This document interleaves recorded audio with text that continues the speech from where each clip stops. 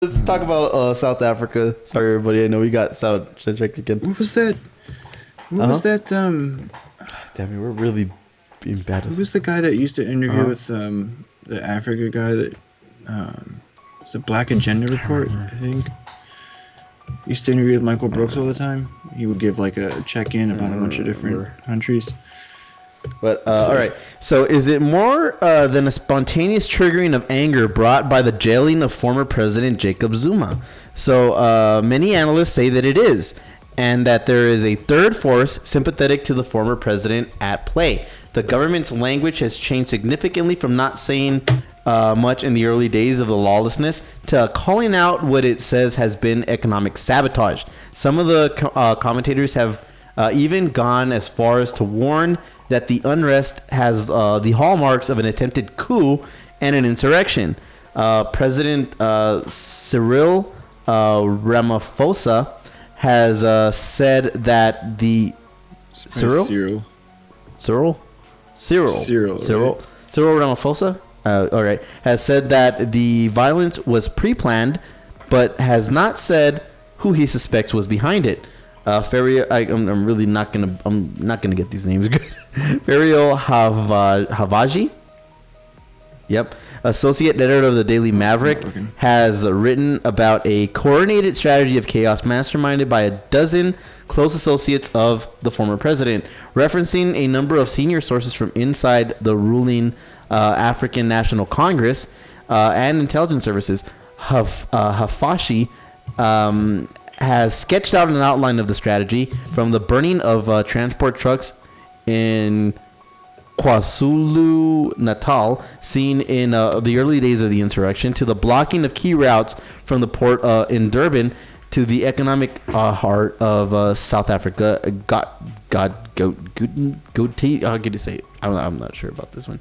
The suggestion is this was intended to further undermine and weaken an already fragile economy, and by extension, Mr. Ramaphosa's government.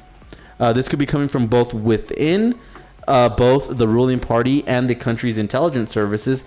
There are two clear and opposing forces in the NAC. One is headed by President Ramaphosa, who his supporters say is slowly rebuilding state institutions and accountability after a decade of corruption and looting during the Zuma administration. The other, known as the Ret faction, is sympathetic and fiercely loyal to the former president. They were perhaps beneficiaries of this state capture and feel cornered by the momentum gained by the Ramaphosa faction.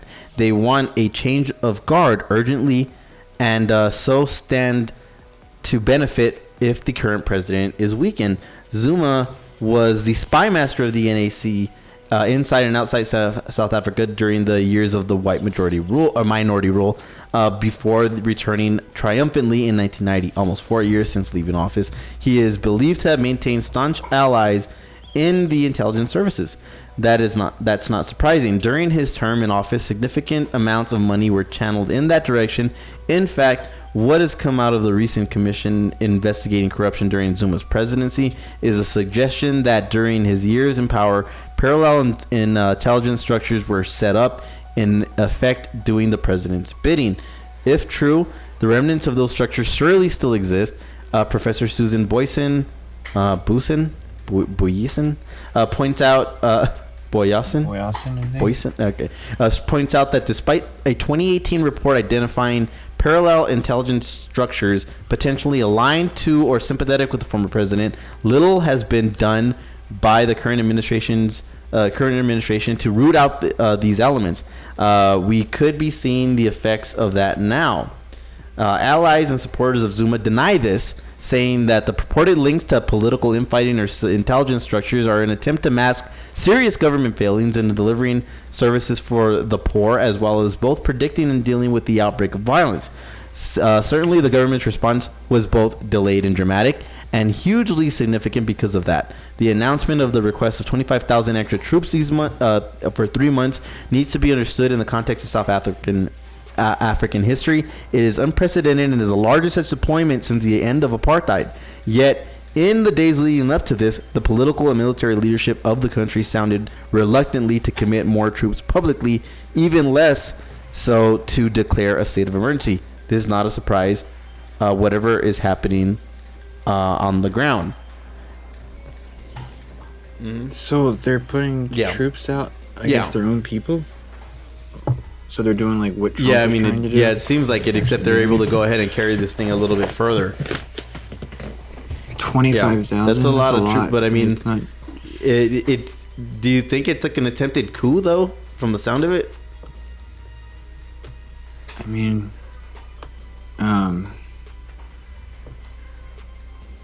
wait, what was the first paragraph again? Sorry, I wasn't paying attention when you read that part. So, is it more than a spontaneous triggering of anger brought about by the jailing of former President Jacob Zuma? Many analysts say that it is, and there is a third force. Yeah, you don't have to read it again. So that's what it was. Yeah, and they're saying some commentators have gone as far as the warning. It's just looting? It's looting, unrest, and a bunch of other different crap. I mean, I'm on their side. I don't think that's... No, I don't think that doesn't sound like that's like an op.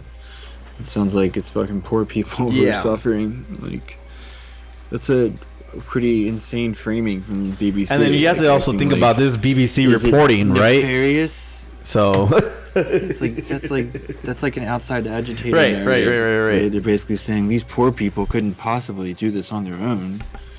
Yeah, I mean, I'm on this is at a meeting of top security officials, the defense force bluntly reminded South Africans that soldiers are not there to enforce laws. That's the job of the police. This is a nod to South Africa's infamous apartheid states of emergency in the mid-1980s when the country was under martial law. The use of military is highly sensitive. That they have deployed soldiers in the numbers that they have indicates the seriousness of the situation. This has clearly gone beyond containing looting to something closer to the need to protect life and strategic interests, such as the Port of Durban, oil refineries, communication networks, and key businesses, as well as supply lines for food and fuel, all of which have been threatened or attacked. There's a number of individuals inside the ANC and the country's intelligence services with much to lose should accountability and the rule of law hold, as it did so dramatically earlier this month when the former president was jailed by constitutional court. With the pushback against that comes insecurity, trauma, and food and fuel shortages. As seems inevitable, it is the unemployed and the desperate paying the price. Yeah. That was the thing I was about to say. Well, I mean, I think you could tell a little bit more about what the intentions are, or what the any kind of strategy would be by what is being targeted. I mean, if you're talking about just looting and rioting without any kind of strategic targets in mind, such as military, oil refineries, or any of those, like, I mean, that would aim it more towards societal unrest due to all these shortages, right? I mean, if you have some sort of organization going off of and trying to secure specific targets of interest that you need military protection, then that suggests something more nefarious or something of a grander scale of organization. I mean, that's just the way I kind of would look at it. Let me see. There's not a lot of people covering this. Let's see. Yeah, like even like Black Agenda Report doesn't have anything. What's that other guy's site? I should have. I need to get an Africa site. I feel like there could be some shit going on there, and I wouldn't know about it. Yeah, and I mean they keep. I mean the updates here. I mean there's 117 dead so far as part of these riots. Let me see. Let me pull up my aggregator shit. See what's on there. Because I really am not going to trust any kind of mainstream source, right? I'm going to need to have like a socialist writer on there to. And I mean all the main. I mean the BBC keeps pushing out this pre-planned narrative. That's sus. Incredibly sus. Let me see if I can find a video of it. Let's see. Actually, Congress. Let's see. Actually, this guy's got some good. See, and like from this outlet here, it's South Africa riots as Jacob Zuma holding the country hostage. Yeah, I'm sure he is. I mean, not sure he is, but he might be. Trump and. Well, let's play this video that shows a little bit of what's going on over there. Cause there we go. Deadly week-long protests in South Africa have led to widespread damage across the country. The demonstrations come after former President Jacob Zuma was jailed. NBC News foreign correspondent Kelly Kobea joins us now for a closer look. Kelly, I know you're on the ground there. What can you tell us? Well, Savannah, it's still pretty tense here in South Africa, across the country, really. Today, there were more protests and more looting and violence in some parts of the country overnight. More businesses destroyed. This mall you see here is just one of hundreds that have been looted and destroyed over the past several days. You can see people here are now trying to clean up and salvage what they can. Frankly, there's not much to salvage. There's a lot of pent-up anger in South Africa right now, fueled by politics, poverty, and the pandemic. This morning, America's most important ally in Africa, rocked by historic, sweeping, and dangerous protests, fires, and looting. Tensions boiling in South Africa, prompting protests on a scale not seen in nearly 3 decades. Since the end of the racist regime of minority rule known as apartheid, protests that had implications around the world. More than 100 people killed, thousands arrested, windows smashed, and in some cases, businesses burned to the ground. In a dramatic moment captured on cell phone video, a toddler tossed and saved from a building torched by rioters. These demonstrations started after the arrest of former President Jacob Zuma, who's facing a sweeping corruption investigation. Even now, half of South Africa's population lives below the poverty line, and unemployment is at nearly 33%. All of that compounded over the past year by the pandemic. Now, like a stop the steal kind of it almost does, right? I mean, they're like this whole idea of like rallying for like the former president that's now getting jailed. I mean, I think that's also that is also a recipe for problems when you start jailing former presidents. I don't know what the reaction would be here if, say, Trump actually did have to go and get sentenced for prison and shit like that. Maoism. I mean, what do you think the judge would do if Trump actually did get arrested and tried and convicted for tax evasion or whatever they're trying to pursue him for in the Southern District of New York? I mean, I think people would be they'd be mad about it, but I don't think they're gonna like. You don't think there would be like mass protests and riots and shit like that? I mean, they did that after you lost. Yeah, no, I mean, I think there'd be that. I don't think there would be any kind of like those people have guns, right? That's the problem, right? Like when people like do this in other countries, they they torch shit and raise hell, and then it heats up from that point, right? I think in America, I think the problem is you would have a lot of people would be fucking like they did, like the Michigan thing. They all showed up with their guns and basically like occupied the state capitol, like armed, like that. I think I mean, that was like astroturfed and all. So like, I think that's also another highlight, right? It depends on like what financial interests are going to be behind that, right? Like, I don't really know the dynamics there, right? But like, it could be that, there's certain industries that are going to like back some kind of like guerrilla actions and shit like that, right? They would be interested in like supporting them. Like, I don't know, maybe like a situation where we like if we do start like actually moving away from fossil fuels, right? You could see like like the oil guys like trying to back some sort of like fake ass operation like this, I guess. Probably it's not going to be too hard to like get poor people to go fucking break shit. Well, I mean, they just showed. I mean, like, half the population is under the fucking poverty line. But I mean, they are also, I mean, our most important ally in the region, like they said, right? So, I don't know how much of. I mean, what do you mean ally? What does it mean? If they're America's ally, they're No. bad. But I'm saying that from a standpoint of I mean, at what point do you think the U.S. will go ahead and be like, nah, son, our interests are getting threatened over there? We're not going to do anything. No, because I mean the regime that's there is too friendly, right? Or the administration, sorry. I think it doesn't sound like they're ideologically opposed to each other, right? It sounds like it's, more sort of like factional region. So, well, let's keep playing it. See what else they have on here. Business owners struggling to figure out how they'll recover. Here's something. The Zuma riots and the decadence of capitalism. When we do things like this, then it becomes more higher.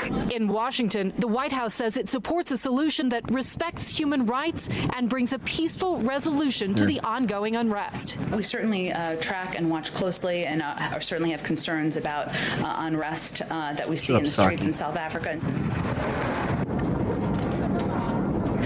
And another effect we've seen of the past several days of looting, problems getting food, fuel, and even medicine in some cases. There are long lines for food and fuel in parts of the country today. And the government is saying that they will not stand for anarchy and chaos on the streets, has now asked to deploy some 25,000 troops to restore. That's a shitload of troops, man. 10,000 or so are already on the streets. All right, Kelly Cobaia, stay safe. Thank you so much. Hey, NBC News viewers. Man, I wonder about that too. Are they going to throw 25,000 on top of the 10 they already have out there? Shit. I mean, they're probably going to guard that port. Yeah, I mean, that's the thing. I don't know. It would probably be easier for them to, like, the Navy to go to the port there and back them up, right? Whatever they need it. I don't think they are actually going to, like, send in, like, some sort of, like, a peacekeeping mission or anything like that, special forces or anything. I think, they might help, like I said, if anything, like, go, pull into the port and try to calm things down. Which, probably wouldn't do that. Like I said, I think it all depends on what kind of moneyed interest are behind the different factions. There would be unrest. Here, this is, how are you looking at this? Yeah, I was looking at.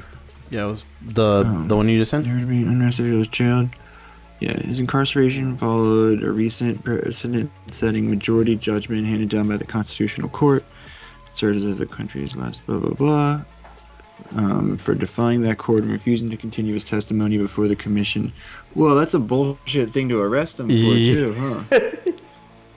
Whoa. That's like some tax fraud incarceration of former president prompting not deployment even that. of army and Not townships. as good. Yeah. This is like less of an offense than if they got Trump for that thing that he did. Yeah. Like, this is just like not showing up to an appointment. Which serves as the country's court of last instance for defying that court and refusing to continue his testimony for the commission of inquiry, right? To investigate the allegations of state capture. I'm on this guy's side, man. His subsequent application of the lower courts to stay his incarceration was dismissed before he handed himself into an incarceration center. It remains to be seen if a parallel application of the Constitutional Court for it to rescind its judgment will succeed. Whether he will continue his sentence or not, Zuma joins a long list of former heads of state of the African continent who received jail sentences after they had either lost power through coups or democratic elections. Prominent in the list are Haile Selassie in Ethiopia, Kenneth Haile Selassie. Kenneth Kaunda, or how you say it, Kaunda of Zambia. Not long ago, Mohamed Morsi of Egypt, The list includes, Okay. let's see, the list includes both left-leaning leaders and right-wingers. The sentence has divided the South African public, including Zuma's own political party, the ruling African National Congress. Legal and political commentators are equally divided on the appropriateness of long-term implications the sentence will have on the political and security landscape of the country, as well as legal jurisprudence. Already, the country is engulfed in flames, both literally and figuratively. Those who argue that Zuma must serve his sentence cite what seems to be a strong case against his 9-year presidency that was surrounded by allegations of kleptocracy. His supporters, on the other hand, and there are indeed many, argue that he is a victim of vengeance from his successor and former deputy president Cyril Ramaphosa. And his allies. They also claim that he is a victim of the strong bourgeoisie lobby that does the bidding for capital, ranging from business owners through the liberal commentators and mainstream media. I mean, that sounds like I mean, it's hard to say though, because they could also be telling the truth. I mean, I guess. But I mean, like you said, it seemed like a pretty weak ass thing to go ahead and lock him up for, right? Yeah, it does seem like some fuckery. Who was the guy that had all the spy friends? Was that the current president or the? I think I thought it was a former one. That's what they're trying to say. But I mean, again, it's the BBC. But all of them misunderstand. What all of them continue to misunderstand is the phenomenon of Jacob Zuma. The common and lazy refrain by all mainstream journalists and liberal commentators, including many professors, who should provide better analysis, is to repeat the obvious and simplistic refrain, which goes as follows. There's a prima facie case that Zuma led a kleptocracy, that when invited to continue his appearance before the Commission of Inquiry to investigate allegations of state capture, Zuma gave the presiding judge the middle finger. It's kind of based, yeah. To add salt to the injury, he refused to make presentations to the Constitutional Court. Instead, he uttered public criticisms against both the Commission and the Court. Hence, frustrated with all these, the court sentenced him to jail. It sounds a little bit. It sounds a little bit vindictive. I mean, it sounds like what any. There's no way an American, like senator or someone like that, anybody like a powerful leader who was put in this kind of thing after they left office, would probably do less than they're not gonna do a book report, you assholes. So let me see in the poll. The same journalists and commentators. On the other hand, the same journalists and commentators have all but turned a cheering club for the incumbent president, Cyril Ramaphosa. They are all joined in this by Capital, which sees him as a messianic figure who is ridding South Africa of the corruption of the wasted Zuma years. In this polarized environment, any attempt by a non-mainstream journalist or commentator to advance a different argument for the simplistic Aristotelian dualism of a bad Zuma and a good Ramaphosa produces a dilemma like that faced by progressive journalists and commentators after the 2002 September 2001. What the fuck? Who got that wrong? It might be It'll be recalled how all the attempts. It might be a typo. To argue that Saddam was not behind the attacks and he did not have weapons of mass destruction were met with a sort of shutting down of dissent not seen in many years. Even when admitting that, yes, Saddam had unleashed chemical weapons on Iranian civilians during the Iran-Iraq War, and that he was a ruthless dictator in his own right, but that he was not responsible for the September 11th attacks, and therefore attacking Iraq was not justified. All these disclaimers were shut down. I mean, that's not how I remember it. I wasn't paying that close of attention, but it didn't seem like that so much as it did seem like people did have the debate around it seemed like it was but they were actually seemed to be doing it in good faith, right? There was people putting the shit out, but I think most people who were talking about it were honestly considering it. It wasn't thank you for the follow. Appreciate obviously, people were running Canvas game, 10. there was definitely people You know, like the what's her face at the Judy Gold, is that her name? The New York Times reporter. People like that. And well, I mean, look, if you think about think about how they, like, okay, at the time MSNBC had a couple of dudes that were talking about the fallacy of WMD era. You had guys like even Dylan Ratigan, Keith Olbermann was another one. I remember, you know, the whole Emperor Has No Clothes stuff, right? And then they were pretty much shut down when they started questioning the CIA narrative around WMD Iraq. So I mean, there was a little bit of an element of that in our media. Yeah. Yeah, of course. Like it seemed inevitable to or the other thing. It seemed like no matter what happened, they were going to do it anyway. You know? Well, I mean, because again, I think it's a different situation then, because it was easier to go ahead and manufacture consent, I think. They were but you think it's back more then, difficult? but no. Back then it was easier. Yeah. Yeah, for real. That's what I'm saying. They were just going to do it. It didn't matter. This was all just like you know, just going through the motions to like you know, satisfy whatever like norms, you know. They were definitely going to do it to some level, like you know, they might like potentially they could have gotten enough backlash to like tone down their invasion, but I really don't think that was ever going to happen.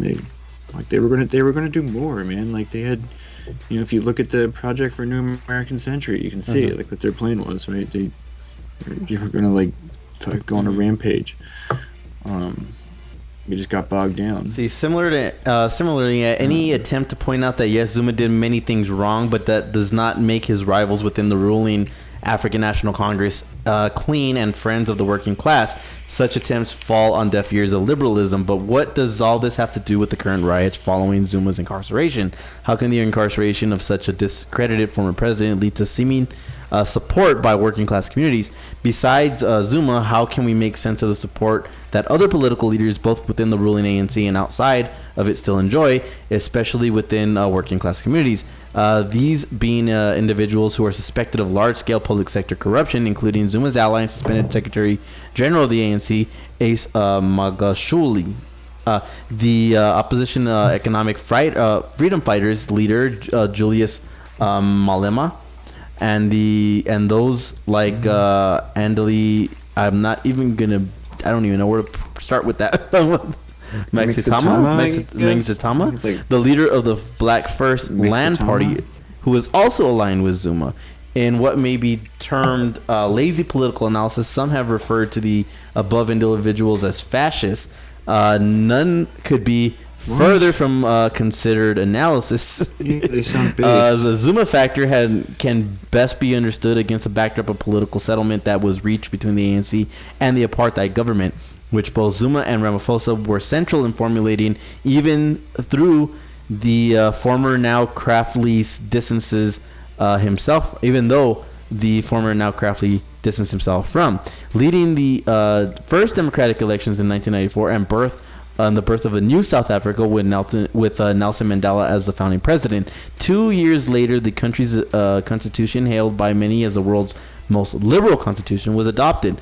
These two developments in 1994, the 1994 settlement of the neoliberal political, economic, and social dispensation ushered in by the Constitution, are at the center of what may seem to be affinity to individuals such as Zuma. But why? Far from having the socioeconomic situation improving, the black working class has found itself forever trapped in a cycle of poverty.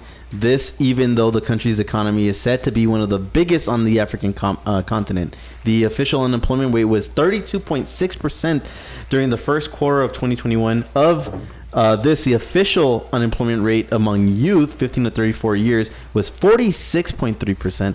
In quarter one of 2021, the rate was 9.3 among university graduates. Needless to emphasize that the majority of those unemployed and living in poverty remains black. Black working class communities continue to suffer from poor or insecure water supply, poor sanitation, substandard healthcare, and poor public education. Housing and public infrastructure for black working class communities remains a dark blemish for the new South Africa. Crime, alcohol, and drug abuse, and all direct results of poverty remain high in black townships. Overall, the living conditions of many black working class communities remain substandard. These conditions have been breeding grounds for marauding gangs of criminals, many of whom are now at the center of the current riots. Take a young... Yeah, it's like Chappie. Take a young person who has been moved into a crime by abject poverty and is high on drugs, and place him or her next to another disillusioned young person who has seen their future destroyed by the uncaring capitalist system. You have a destructive pair which sees no value in anything they destroy, including public amenities such as libraries. Years of oppression, exploitation, and systematic dehumanization has produced an army of young people who are filled with nothing but hopelessness and anger. For them, it matters not the indignity of being seen on the international television stealing a bed from a department store. It is a bed that they have only dreamt about. Oh, come on, you intended that pun. On the other hand, I mean, they don't have beds. On the other hand, those who enjoyed forms of formal employment do so under exploitative conditions based on the super accumulationist practices of the ruling class. Equally, those in non-formalized employment, the precariat, as some theorists would prefer to call them, are always reminded about the fact that a half a loaf is better than no bread. This working class frustration at the continued exploitation and precarity has led to pent-up anger at the entire political and economic system at the center of the country's governance. In absence of a credible working class party, the working class is drawn to any voice and figure that purports to express aspirations of the exploited. Enter Jacob Zuma. Toward the end of his presidential term, Zuma began to mold himself as a working class hero. There you go. A president who cared about the poor, but whose aspirations were being frustrated by monopoly capital. Okay, that makes a little bit more sense. Okay, I'm starting to get this now. Given his own working class background and lack of education, Zuma turned into a hero the ordinary people can identify with. His troubles with the law became a mirror which ordinary people could see themselves through as they got their electricity cut due to non-payment, suffering credit blacklisting, and other tight handcuffs around their hands due to their class position. In this regard, it matters little whether their self-appointed working class hero comes out dressing in working class garments or singing a revolutionary song, and therefore can invoke nostalgia for the betrayed liberation struggle, or if they come out as crude right-wingers like Donald Trump or the Philippines Rodrigo how do you say his name? Duerte. Yep. Analyzed correctly, the current state represents the inherent crisis of capitalism. The system produces discontent, and such discontent may express itself in ways that may be viewed as reactionary. Again, as argued above, in the absence of revolutionary working class parties that can direct the frustrations of the poor section of the society, criminal gangs and backward sections of the lumpen proletariat take over the uprisings and may direct them in destructive ways. Instead of addressing the crisis, which they do not have the wherewithal to understand in the first place, the bourgeoisie and all agents and instruments of containment, the mainstream media, liberal commentators, and direct spokespersons of capital in the form of politicians and parliamentary parties formulate and advocate divisionary interventions. The most potent and seductive of those is to point to kleptocracy in the public sector. Yep. Yeah, dude. Yeah. This is our future. This is you coming. think? Yeah, the worse it gets, the more oppressive it has to be, right? And the more naked with the corruption. I think. I mean, I don't know, unless like I said, it depends on. But I mean, it sounds like a little bit like this dude was positioning himself as like some sort of populist, right? Yeah, I mean, yeah, but. I mean, he was the president, so I'm sure he had plenty of moneyed interest on his side too. It's just a question of whether they stuck with him when he was, no longer in office. I mean, he could just be like trying to craft a narrative, and he was on his way out of office already. And it's actually pretty smart, right? If you try to do good things with like the end of your term and get people to overlook the corruption. It could just be that too. So on the other, like he did all this. On the other hand, the current crisis and now the riots are but a manifestation of the factional battles produced by and playing out in the arena of capitalism. They are manifest through the factional battles within the ANC. In reality, though, the factional battles within the ANC, which have drawn us into the current riotous crisis, are reflected through the entire parliamentary party political canvas. Each of the parliamentary parties identifies with one of two factions within the ANC, and which have crystallized around two individuals, Zuma and Ramaphosa.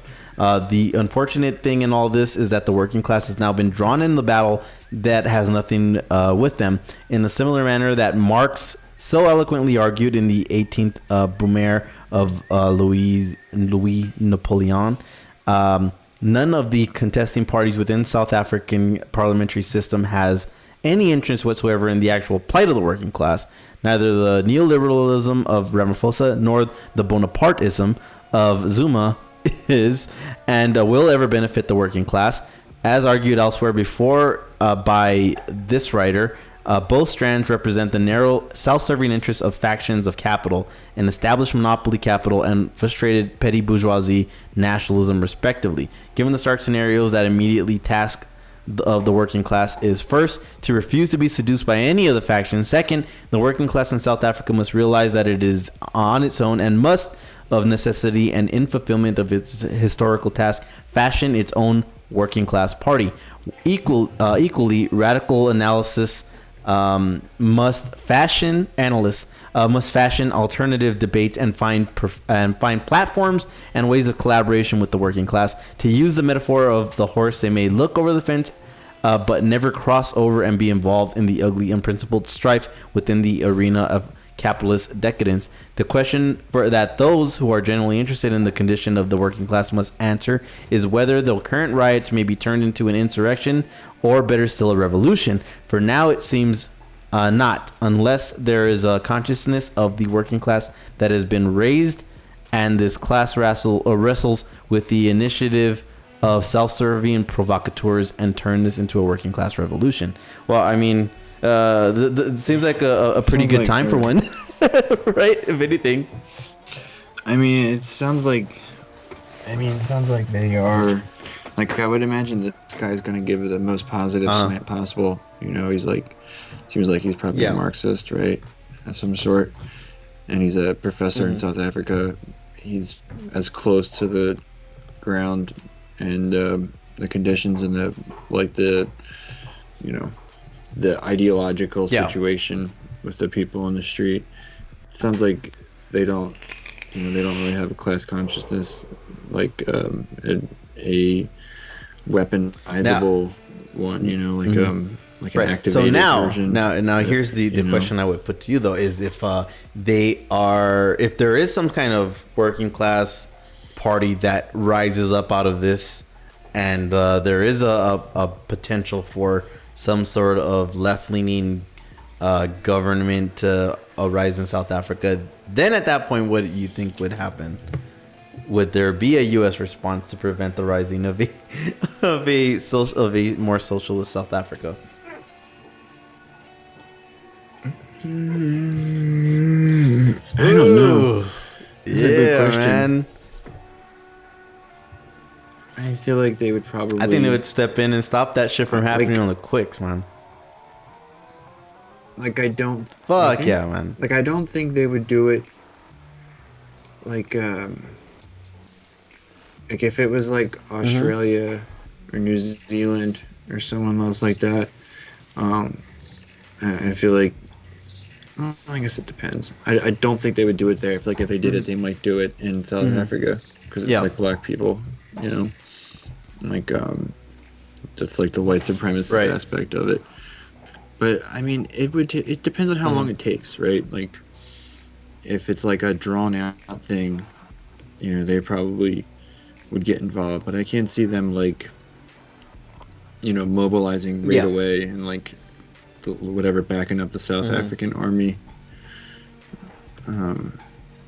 But I mean, it depends. It depends on what they have, like what we want, like what the the ruling class, like what they're looking for.